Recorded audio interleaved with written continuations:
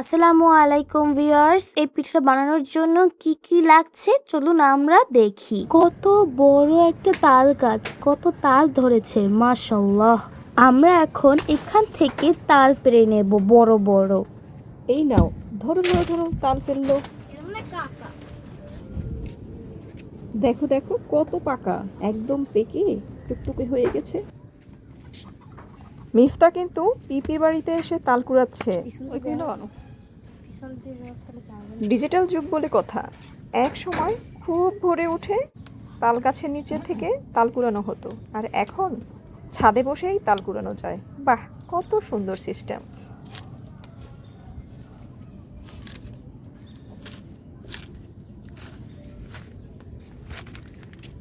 এই দেখো কতগুলো তাল আনলাম।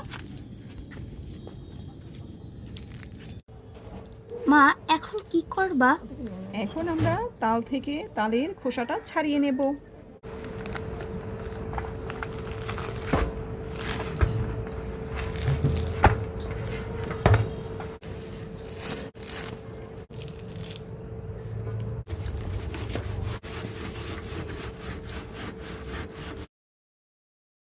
এই যে দেখো, এটা হচ্ছে তালের রস।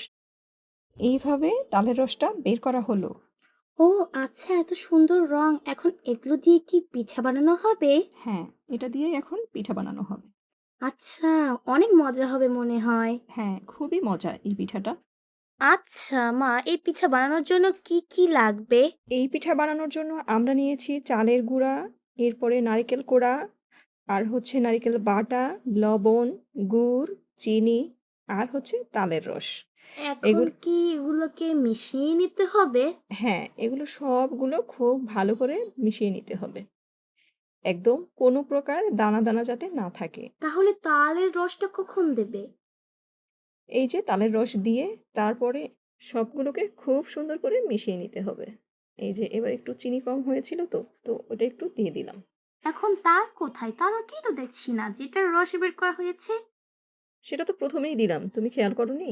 ও তুমি বোধহয় আচ্ছা। খেয়াল করনি। এই যে দেখো না, কালারটা কত সুন্দর আসছে। হ্যাঁ। অনেক বেশি সুন্দর কিন্তু কালারটা, দেখেছো? এখন এখন কি আমরা, এগুলো ভাজা হবে? হ্যাঁ, এখন আমরা তেল দিয়ে দিলাম। আর তেলটা যখন গরম হবে, খুব ভালো করে গরম হবে, তখন আমরা একটা একটা করে পিঠা দিয়ে দিলাম। ও আচ্ছা, এখন এগুলো কি সুন্দরভাবে ভেজে নেওয়া হচ্ছে। হ্যাঁ, এগুলো একটু কালারফুল, মানে একটু ব্রাউন ব্রাউন কালার হবে যখন, তখন এটাকে বুঝতে হবে যে এই পিঠাটা ভাজা হয়ে গেছে পুরোপুরি। আর আচ্ছা। এর থেকে যদি তুমি একটু কম কালারে নামিয়ে ফেলো চুলা থেকে, তাহলে কিন্তু ভেতরে একটু কাঁচা থেকে যাবে, যেটা খেতে খুব বেশি টেস্টি হবে না। হুম। এই দেখো কালারটা কত সুন্দর হয়েছে না? হ্যাঁ হয়েছে। ঠিক এই রকম কালার করে নামিয়ে নিতে হবে। অনেক মজা হয়েছে।